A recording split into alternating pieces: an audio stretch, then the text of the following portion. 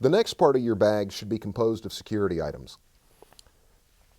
Most people wouldn't normally associate a flashlight with a security device, but it most certainly is.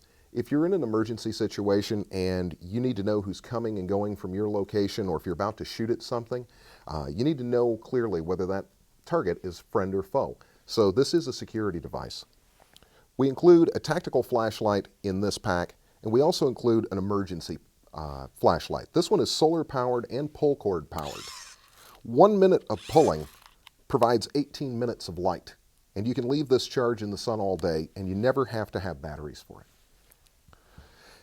Next is a large field knife.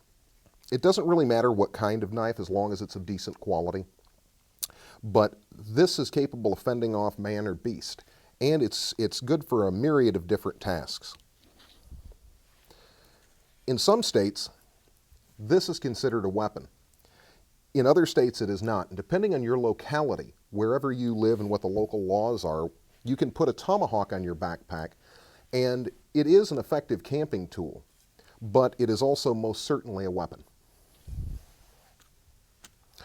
Depending on the state that you live in, this is most likely considered just a camping tool, and therefore is not illegal to carry in your car. And if you live in a state where you can't use a tomahawk, then a good stout hatchet will do the job. Another tool that we recommend is a monkey fist. This has many feet.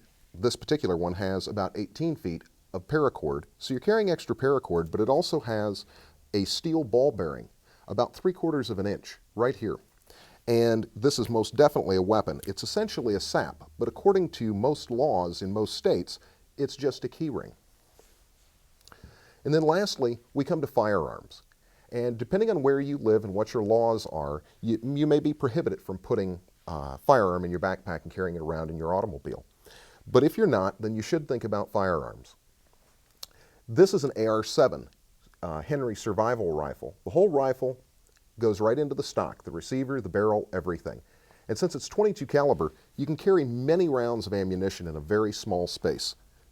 This is about 200 rounds of ammunition. Other firearms are really your own preference.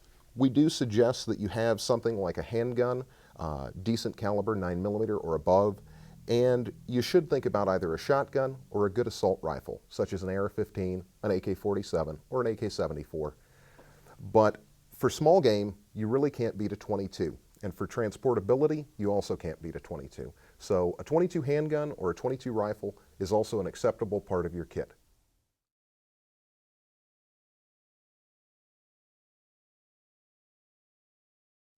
Lastly, in your bug-out bag, you should think about your own personal gear. Clothing, boots, personal medical equipment, any type of meds or things like that that you personally need to survive, a spare set of contact lenses, or any of those types of things.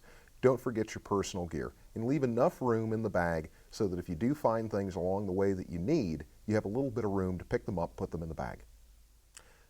In this video, we've talked about what type of bag, we've talked about your ability to carry it, we've talked about the 3 basic components of your bag, your main compartment, your survival, and your medical. We've also talked about food, water, shelter, and security. Don't forget the 4 C's of cutting, combustion, container, and cordage. If you've enjoyed this video, you can watch segment 2. It'll be indicated in the link below. Thanks a lot.